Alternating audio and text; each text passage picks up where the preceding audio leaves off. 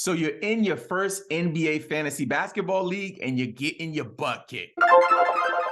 You understand fantasy football, but you have no idea what you're doing when it comes to fantasy hoops. You're all like, how come he has more active players than me? Is something wrong with this app? Now I'm down by 100 points? This isn't fair. Okay, I'm gonna quit this league because fantasy basketball is bogus. Wait, don't give up. In this episode, we're gonna explain streaming for fantasy basketball so your opponent doesn't have more players than you night to night. What is streaming for fantasy basketball? It is a little different than fantasy football, so let me explain.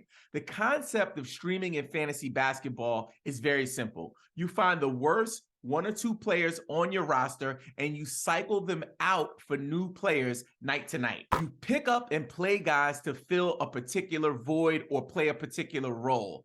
After you're done with that player and you don't need them anymore or your needs are met, you replace them with another player. It is worth noting that you should keep an eye out for guys who are on hot streaks or getting more playing time due to injuries or someone ahead of them on a depth chart being out for some reason. You may want to hold on to them a little longer if that works for your weekly matchup. Now, why should you stream? Streaming is a part of the game. People who are successful at fantasy basketball use this tactic every single day. Let's say TJ McConnell has a game today, and on your daily roster, you have 1 empty slot. If you grab him off the waiver wire, he might contribute to your assist category. Had you not picked him up, it's like leaving points on the table. Now, when do you stream? It really depends on the settings of your league. The default settings for Yahoo and ESPN are a little different. Most leagues allow anywhere from 5 to 7 free agent acquisitions a week. If you're in a league with unlimited acquisitions,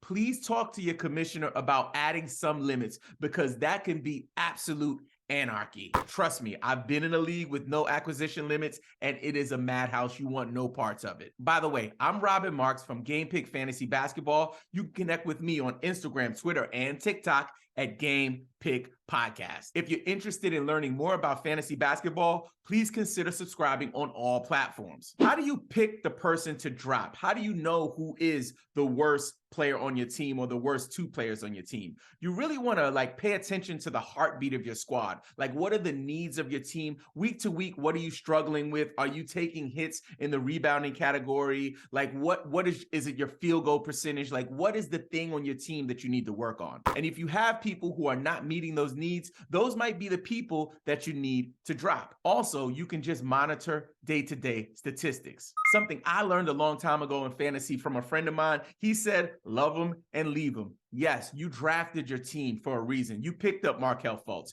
You loved him. You had him on your IR, whoever it is. But just know that somebody on your team needs to get sacrificed in order for you to win. Take the emotion out of it and make a decision to benefit your team long term. Now, if you're a beginner, I know this can all be very intimidating to you. Just know that you have a community around you that wants to see you win. Make sure you join our Discord server if you need support. The link is in the description of this episode. Make sure you bang on that subscribe button and hit us with a thumbs up and leave us a review on Apple Podcasts. And don't forget, play the waivers, set your lineups, and follow Game Pick, you frickin' fantasy nerd.